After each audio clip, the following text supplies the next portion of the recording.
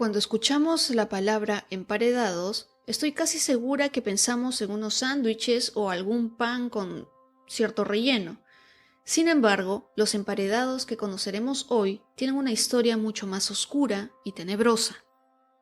El emparedamiento llegó a ponerse de moda en el siglo XVI, a pesar de haber sido conocido en otros tiempos, pero no siempre fue una práctica voluntaria llevada a cabo por mujeres devotas a modo de penitencia.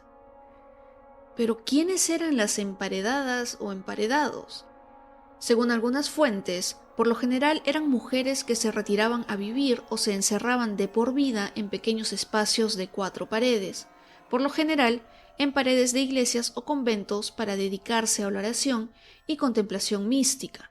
Era muy raro que una vez ingresadas en estos pequeños espacios salieran nuevamente a la calle.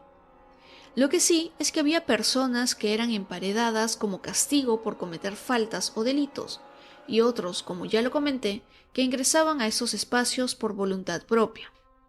En @lugaresmisteriosos el podcast en Instagram y Facebook les dejaré algunas fotos de los espacios donde vivían estas personas, por lo general mujeres.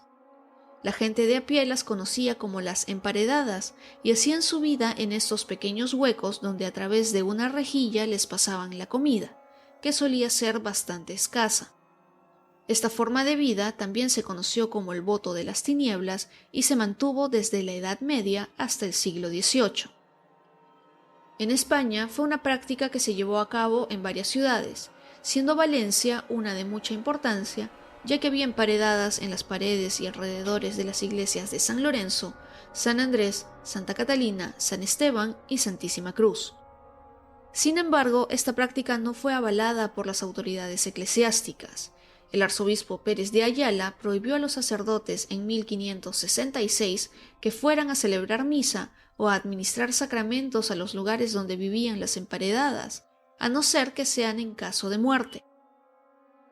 A diferencia del arzobispo Juan de Ribera, quien no tenía problemas con ellas, como consta en un acta de la iglesia de San Lorenzo. En el sínodo de 1693, el arzobispo Ayala anunció la prohibición de los emparedamientos, pero se permitió que continuaran aquellas que ya lo hacían en comunidad, como si fuera un beaterio. En ese caso, las más conocidas fueron las de Bocairent y la de Villa de Honda. Hasta aquí, no hay tanto misterio con una práctica que en principio fue voluntaria por razones religiosas. Pero ¿qué pensarían si les contara que en otros países, en uno que hemos visitado en este podcast varias veces, que los emparedados tenían otro propósito y no estaban ni cerca ni en una iglesia? Bueno, no todos. Además de lo que ya conocimos de las emparedadas en España, se cuenta que emparedar niños es algo que se hacía desde hace varios miles de años en Alemania y otros países como México, donde aunque no hay registros de que esto se haya hecho, se han llegado a encontrar esqueletos de personas enterrados en las paredes de varias casas, templos y otros lugares.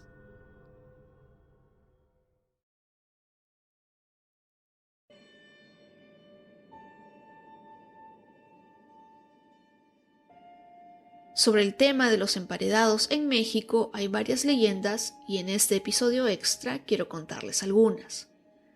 Una de ellas cuenta que en la presa de San José en San Luis Potosí se enterraron niños en las columnas para que los espíritus lloraran cuando la presa estuviera a punto de reventarse. Las obras de esta construcción comenzaron en septiembre de 1863 y concluyeron en 1907. Estuvieron a cargo del ingeniero José María Siliceo, y esta nueva presa reemplazaría la de la Constancia, que era una de menor capacidad que se había construido el siglo pasado. Algo que llama la atención de esta historia es que en el proyecto estaban involucradas personas de la alta sociedad, quienes a su vez trajeron a esotéricos y espiritistas para que hicieran todo lo posible para que la presa fuera resistente.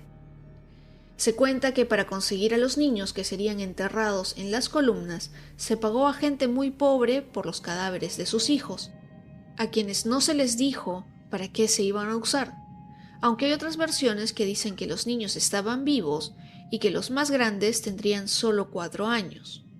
A los niños vivos se les hacía ingresar a las columnas a través de un hueco que se llenaba con dulces, que los mantenían calmados hasta que los encerraban tapiando la pared con ladrillos.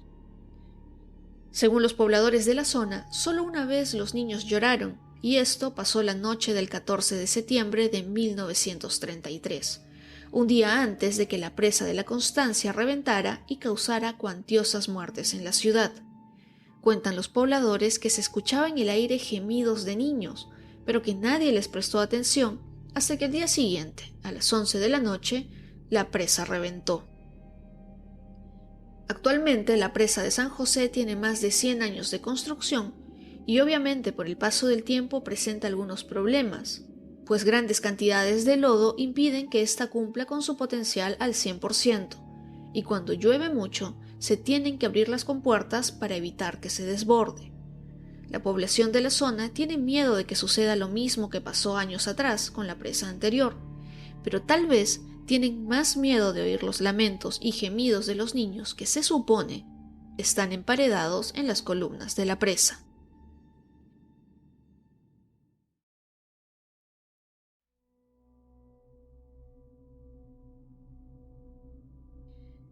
Algo que es muy común en las leyendas de emparedados tiene que ver con que para que no se caiga una construcción se debe hacer un pacto con el diablo, y muchas de las leyendas cuentan que éste se le aparece al arquitecto o ingeniero responsable de la obra y le exige que bautice la construcción con sangre, lo que quiere decir que debe escoger unas almas para dárselas y así la construcción se mantendrá en pie. Se cuenta que los 3 de mayo se celebra el Día de la Santa Cruz, y es aquí donde los arquitectos, ingenieros y albañiles hacen una gran fiesta, donde ofrecen licor, comida y juegos de azar, en la que los trabajadores quedan muy ebrios, y algunos son escogidos por los encargados y los entierran vivos en los cimientos de la construcción. Es más, como símbolo para que la construcción siempre se mantenga en pie, es de esta forma que son emparedados los obreros. Hay otra leyenda que tal vez sea difícil de creer, y es la de la construcción del Estadio Azteca. Un habitante al sur de la Ciudad de México asegura que es una leyenda que todos los albañiles conocen, aunque cada uno la cuenta con un matiz y detalles diferentes. Según le contó su padre, por orden directa de los arquitectos Pedro Ramírez y Rafael Mijares, varios albañiles y sus ayudantes fueron enterrados vivos en las fosas que dieron lugar a las columnas del Coloso de Santa Úrsula. Los arquitectos hicieron este pacto con el diablo para que la obra se mantuviese firme por décadas, tal como ha sucedido con el Azteca. Ya que la gente escogida era de escasos recursos, nadie se preocuparía por ellos ni reclamaría por su desaparición. Otra versión cuenta que fueron los mismos albañiles los que organizaron los sacrificios de hombres para proteger la edificación, o también otra que cuenta que solo murió una persona y que por las noches su alma vaga por los alrededores del estadio. También se cuenta que es común escuchar voces o lamentos en las construcciones y alrededores, que podría ser el de un albañil que desapareció sin rastro alguno y que la última vez que lo vieron fue cuando salió a la obra en la que trabajaba. La leyenda de los emparedados ha trascendido de tal manera que hay personas que prefieren no caminar cerca de grandes construcciones por la noche, ya que podrían terminar siendo secuestrados y emparedados en ellas.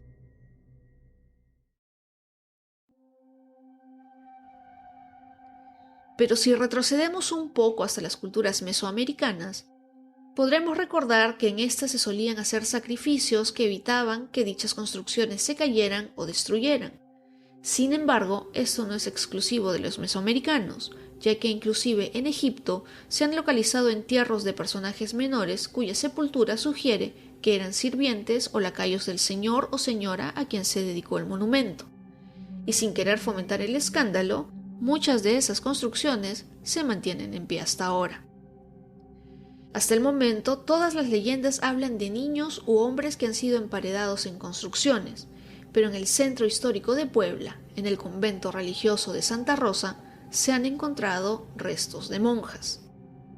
Sin embargo, si queremos darle una explicación más racional y alejada de las leyendas a este suceso, Podríamos referirnos a que el concepto de seguridad industrial no existía en aquellos momentos, que algunas personas pudieron haber muerto durante la construcción a causa de un accidente y debido a la dificultad no se habrían podido recuperar los cuerpos. Lo que sí es cierto es que los emparedamientos han sido registrados en la historia, y es que según Max Shane en el artículo La historia no escrita de la niñez y la pediatría del Boletín Mexicano de Historia y Filosofía de Medicina de la UNAM, indica que los niños han sido emparedados desde Jericó, una época que data de 7000 años antes de nuestra era.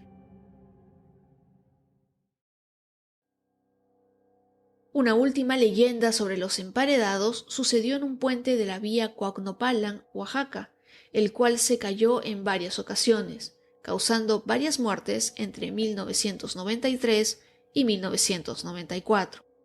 De la nada, el problema de la obra desapareció y el puente no volvió a caerse. Muchas personas suponen que se hizo ese pacto con el diablo, y por ello ahora el puente se conoce como el Espinazo del Diablo. Antes de irme, quiero dejarles una recomendación que es una ficción sonora que cuenta de manera muy tenebrosa esta leyenda.